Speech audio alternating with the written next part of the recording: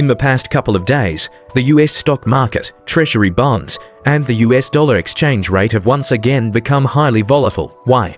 It turns out that Donald Trump has changed his tune. He stated that he has no intention of removing Jerome Powell from his position and merely hopes that Powell will carefully consider the current situation in the United States, asserting that now is the opportune moment for interest rate cuts. More significantly, on Tuesday, April 22nd, local time, Trump publicly acknowledged that the current tariffs on goods imported from China are too high and predicted a significant reduction in tax rates. US Treasury Secretary Bessent also indicated during an event at Morgan Chase that the US is not pursuing decoupling, anticipating that negotiations will not be confrontational and that the tariff war between China and the US will cool down soon.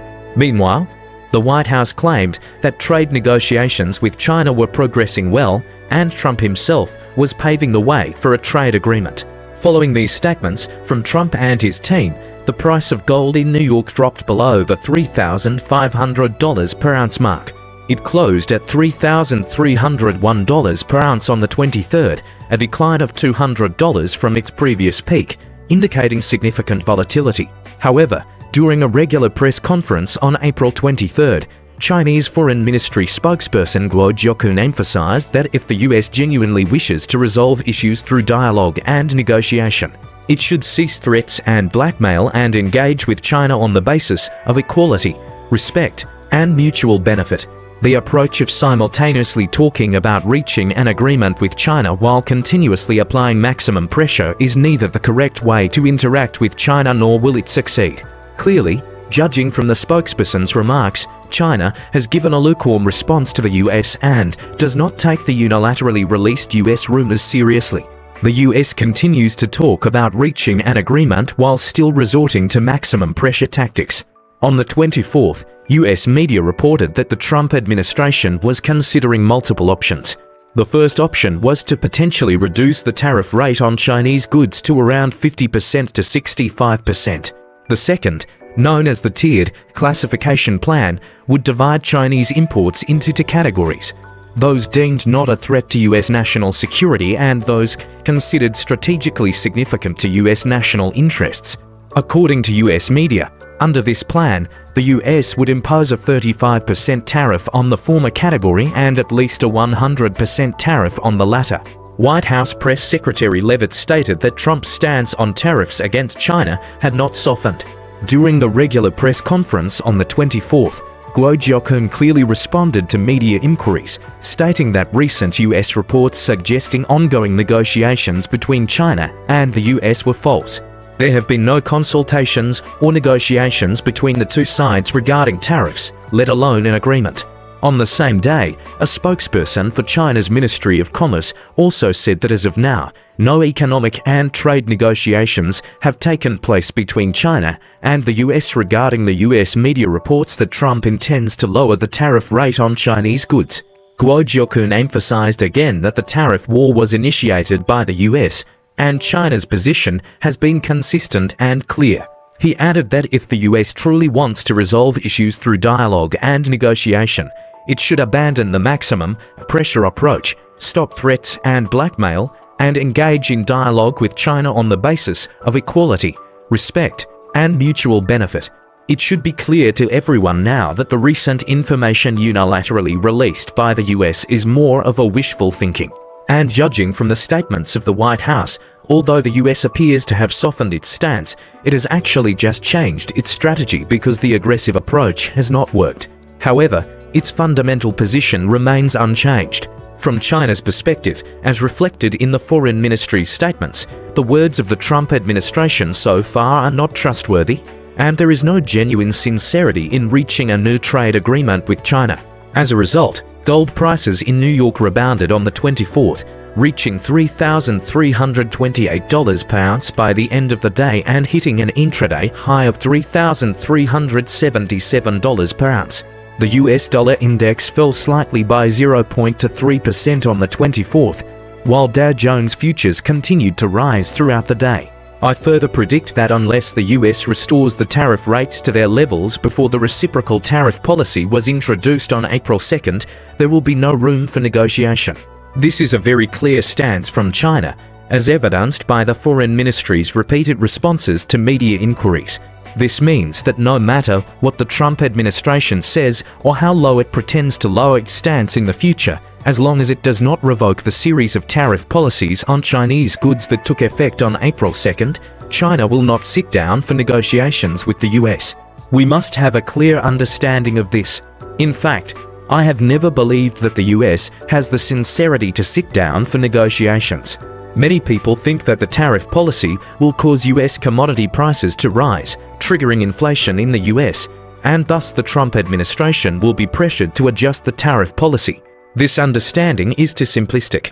For the US capital groups, the impact of the tariff war on people's livelihoods is of little importance because Trump is deliberately creating a man-made economic recession, a consequence that they have long anticipated. It is a mistake to view the situation solely from the perspective of ordinary Americans. We should never underestimate the ruthlessness of the US elite. They are not as benevolent as some might imagine. I believe that the US will only truly sit down for negotiations when we have the ability to undermine the US dollar's hegemonic status, and it has become a reality. This is what the US capital groups truly care about.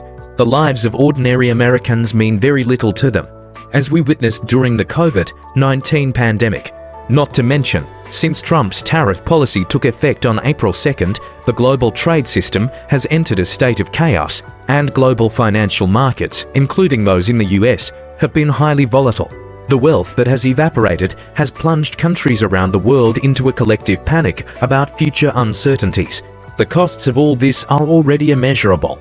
But even after all this, has the Trump administration truly changed the stance of US trade policies? Not at all. We should not take Trump's words about reducing tariffs seriously. Otherwise, when we do sit down for negotiations, the US will continue to make exorbitant demands and propose other harsh conditions. For Trump, everything is just a transaction. He sets ambitious goals, intimidates others, and tries to extort as much as possible. This is nothing but bandit logic. The problem is that the international trade system has taken decades to develop into its current state. The establishment of tariff rates across various countries is the result of numerous rounds of negotiations, including the Uruguay round and the Doha round, representing a painstaking journey to reach the current state. It's simply unrealistic that the United States, by merely claiming it can't bear its trade deficit and casually threatening to impose higher tariffs, expects the world to submit meekly. That would be a ludicrous affront to the international community. Take, for example, the Ministerial Conference of the General Agreement on Tariffs and Trade held in Uruguay in September 1986, later known as the Uruguay Round of Negotiations. Spanning 7.5 years, this arduous process finally concluded in Marrakesh, Morocco, in April 1994. It was a monumental effort aimed at comprehensively reforming the multilateral trading system and stands as the largest trade negotiation in history to date. This round of talks led to the establishment of the World Trade Organization (WTO) and laid the foundation for modern international trade rules. The Uruguay round expanded traditional goods trade to encompass new areas such as services and intellectual property, covering nearly all aspects of trade. Through the WTO, it also enhanced the enforcement of these rules. Its achievements remain the cornerstone of global trade governance. In the realm of goods trade, for instance, it regulated non-tariff barriers like quotas, import licenses, and technical barriers, thereby advancing trade liberalization. The scope of its impact was vast, ranging from everyday items like toothbrushes to luxury products like yachts, and from financial services such as banking to telecommunications, as well as issues related to genetic resources like wild rice and medical treatments for diseases like AIDS. It's worth noting that the international trade rules at that time were largely dominated by the United States and Western countries. Yet today, when the US feels it's at a disadvantage, it attempts to rewrite these rules. Isn't that the very definition of bandit logic?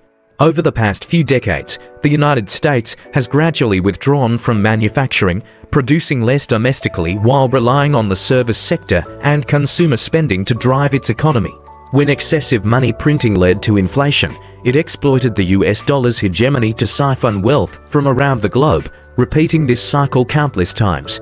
Now, sensing that the dollar cycle game is losing its effectiveness, it seeks to change international trade rules once again, aiming to parasitize manufacturing-based countries, especially China, at the lowest possible cost and continue its profligate lifestyle without contributing meaningfully to production.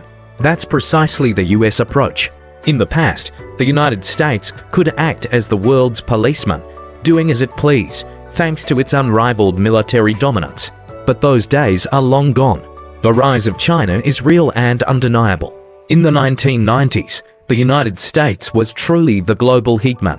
During the Clinton era, it not only absorbed parts of the Soviet Union's legacy but also reaped massive wealth from the booming semiconductor industry. Combined with the benefits of trade liberalization, its comprehensive national strength reached an all-time high since the country's founding. It's understandable why many people once admired and even feared the US for its dominance. It was truly formidable. The US attracted top talent from around the world and was hailed as the beacon of the free world. Moreover, through institutions like the United States Agency for International Development USAID, it influenced global public opinion, further exaggerating its strength in the eyes of countries facing information asymmetry. The US's overconfidence was so extreme that in 2011, it dismantled the production line of its F-22 Raptor, a fifth-generation fighter jet. The US believed the F-22's technological superiority would remain unchallenged for about 20 years, and the existing inventory would suffice to maintain air superiority. After halting F-22 production, the US shifted its focus to the development and deployment of the F-35.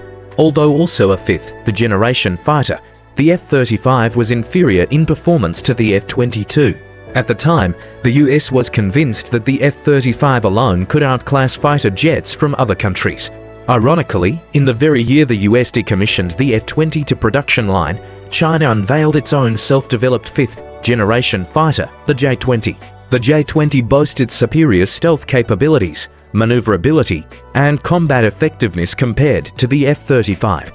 And at the end of last year, China introduced to sixth-generation fighter jets, completely shattering the US's air superiority.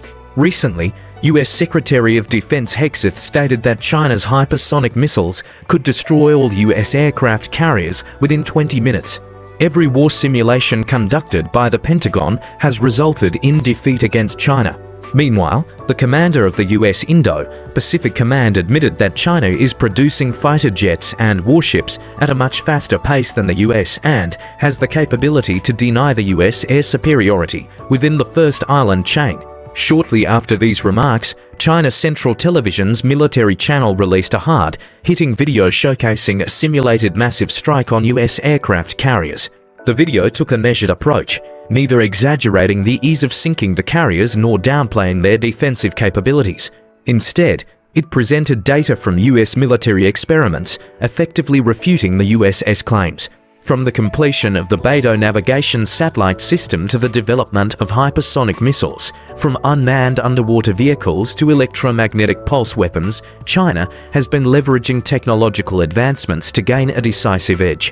While the US may flaunt its aircraft carrier strike groups, China has demonstrated its regional anti-access area denial systems across the Western Pacific. This represents an asymmetric competition where the balance of power has significantly shifted. When Trump grandiosely and aggressively talked about imposing a 245% tariff on Chinese goods, his crazy move was more of a paving the way for military adventurism than an economic pressure tactic. However, Trump failed to consider how many of the US aircraft carriers were actually operational and what the actual readiness rate was.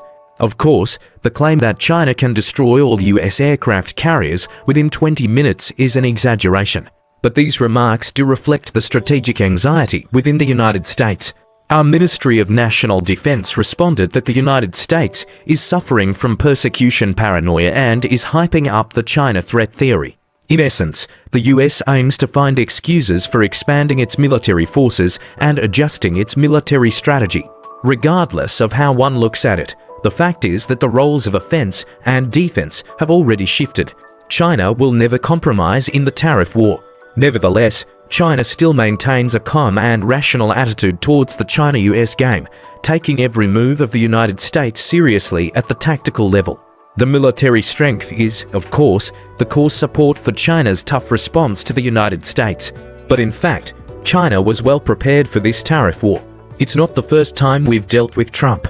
We know exactly who he is and what his style is. In 2017, the proportion of soybeans imported from the United States by China was close to 40%, but by 2024, it had dropped to only about 20%. After January 16th this year, the import volume became zero, and China quickly turned to countries like Brazil for soybean purchases. In just 1 week, China signed contracts with Brazil for at least 2.4 million tons of soybeans. In the first 2 months of this year, the soybean trade volume between China and Brazil increased by 27% compared to the same period last year. The data from the General Administration of Customs also shows that in the past, wheat imported from the United States accounted for 17% of China's total wheat imports, and liquefied natural gas accounted for 5% of the total imports. But in March, the import volumes of both became zero. The oil transportation volume of the China-Russia crude oil pipeline has been increased to 800,000 barrels per day, driving the proportion of Russia's exports to China up to 35%. More notably, among the sources of China's mechanical and electrical product imports, the proportion of countries along the Belt and Road Initiative has exceeded 60% for the first time, gradually replacing US technological products. In 2024, China implemented the management measures for centralized procurement of strategic bulk commodities. Central state-owned enterprises such as COFCO Corporation and China Minmetals have established procurement alliances for 14 categories of products and implemented dynamic hierarchical management of 87 major global suppliers. So, don't think that our responses to the United States were introduced temporarily. Everything has been planned long ago. In terms of semiconductor equipment imports, the import volume has been zero for almost 3 months. As a result, the verification speed of equipment for domestic 12-inch wafer factories has increased by 47%, and the number of etching machines won by North China Industries Group Corporation in bids has increased by 215% month-on-month. The ability to reduce the import of equipment to zero is also due to the trade war in 2018, which truly accelerated China's breakthrough in the semiconductor industry. Next, it's just a matter of how to surpass the United States and Western countries step by step. In contrast, the United States didn't think through and plan many things properly. It casually announced a series of tariff figures. Trump seems to still be living in 2018, believing that he can make China compromise and other countries around the world kneel down through intimidation. When observing this great power game, we should also understand that there are significant differences in thinking between China and the West. For example, the US Department of Agriculture introduced an emergency assistance plan, which exposed Trump's strategic weakness. In response to the sharp decline in exports to China, the United States announced a $5.8 billion subsidy for cotton farmers. However, this is far from enough to fill the vacuum left by the Chinese market. The National Cotton Council of America estimated that losing the Chinese market would lead to the permanent closure of 23% of the industry's production capacity. The situation in the automotive field is even more severe. General Motors was forced to cut the production capacity of electric pickup trucks at its Texas factory by 40%. The CEO of General Motors said that the strategic value of the Chinese market has gone beyond that of a simple sales market and has become a battlefield for technological iteration. Our acceleration of domestic substitution in high-end industries will only make our technology iterate faster, because technological innovation requires market support. Without sufficient funds, how can there be technological iteration? The export control in the rare earth field is a trump card. The export control of rare earths has already been in effect for 1 year. Recently, the China Non-Ferrous Metals Industry Association announced the establishment of a strategic reserve system covering 21 kinds of rare metals and the implementation of export quota management for key new energy materials such as nickel and cobalt. According to the simulation by the Russian Strategic Research Institute, 65% of the raw materials for the US semiconductor industry and 72% of the intermediate products for the new energy battery industry still rely on China's supply, ultimately affecting the US military industry. Our trade counterattacks, which seem scattered in areas such as cotton, chips, natural gas, and strategic metals, are actually a precisely calculated systematic layout. This trade game is already reshaping the global industrial chain. However, Trump doesn't understand that the struggle for the right to formulate rules is far more significant than the figure of the trade deficit. If the United States doesn't want it, we will just take it over. So, what cards does Trump have to negotiate with? He is still acting arrogantly.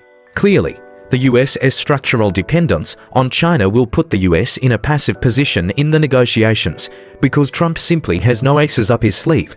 The current United States is just at the end of its tether. We don't need to negotiate with them at all, and they are also unlikely to truly negotiate with us. In the end, what else can Trump do except resort to military means by turning over the table? It's just waiting for that day to come. What's the point of talking about negotiation?